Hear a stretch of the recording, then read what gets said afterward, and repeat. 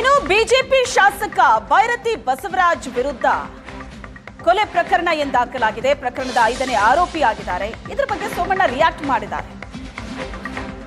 ಭೈರತಿ ಆರೋಪಿಯೇ ಹೊರತು ಅಪರಾಧಿ ಅಲ್ಲ. ಭೈರತಿ ಬಸವರಾಜ್ ನನಗೆ 16 ವರ್ಷಗಳಿಂದ ಪರಿಚಯ ಇದ್ದಾರೆ.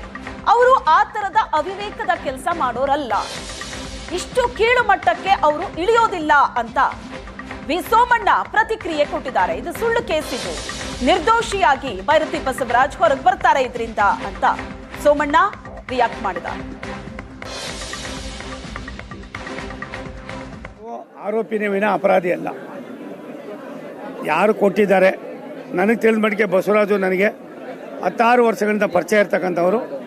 ಅವ್ರು ಆ ಥರದ ಅವಿವೇಕದ ಕೆಲಸವನ್ನು ಮಾಡ್ತಕ್ಕಂಥವ್ರಲ್ಲ. ನನಗೆ 100ಕ್ಕೆ 100 ನಂಬಿಕೆ ಇದೆ. ಏನಿದು ಫಾಲ್ಸ್ ಇದೆ ಇದರಿಂದ ಈಚೆ ಬರ್ತಾರೆ ಅವರು. ಶಾಸಕ ಭೈರತಿನ ಉದ್ದೇಶಪೂರ್ವಕವಾಗಿ ಸಿಕ್ಕಾಕ್ಸೋ ಯತ್ನ ಇದು ಅಂತ ಕೇಂದ್ರ ಸಚಿವೆ ಶೋಭಾ ಕರಂದ್ಲಾಜೆ ಗಂಭೀರ ಆರೋಪ ಮಾಡಿದ್ದಾರೆ.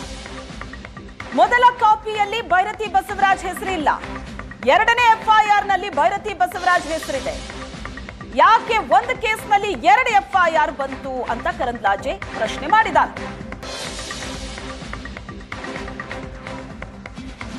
ಬಸವರಾಜು 2 ಎಫ್ಐಆರ್ ಕಾಪಿ ಇದೆ. ಒಂದು ಎಫ್ಐಆರ್ ಕಾಪಿಯಲ್ಲಿ Byrathi Basavaraj first FIR copy ಇದರಲ್ಲಿ ಭೈರತಿ ಬಸವರಾಜ್ ಅವರ ಹೆಸರು ಇಲ್ಲ, ಉಲ್ಲೇಖ ಇಲ್ಲ. 2ನೇ ಎಫ್ಐಆರ್ ಕಾಪಿಯಲ್ಲಿ ವಿಜಯಲಕ್ಷ್ಮಿ ಅವರು ಅವರ ಹೆಸರು ಹೇಳಿದ್ದಾರೆ ಅಂತ ಪೊಲೀಸರು ಬರ್ಕೊಂಡಿದ್ದಾರೆ. ವಿಜಯಲಕ್ಷ್ಮಿ ಹೇಳಿಲ್ಲ.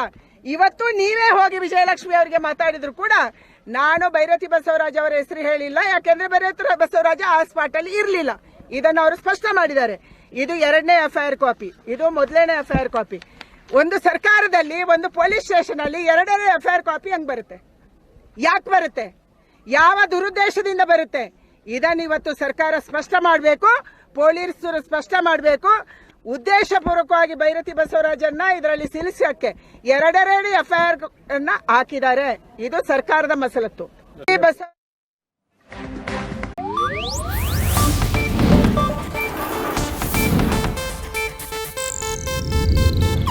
ಇದು ಏಷ್ಯಾನೆಟ್ ನ್ಯೂಸ್ ನೆಟ್ವರ್ಕ್ ಪ್ರಸ್ತುತಿ.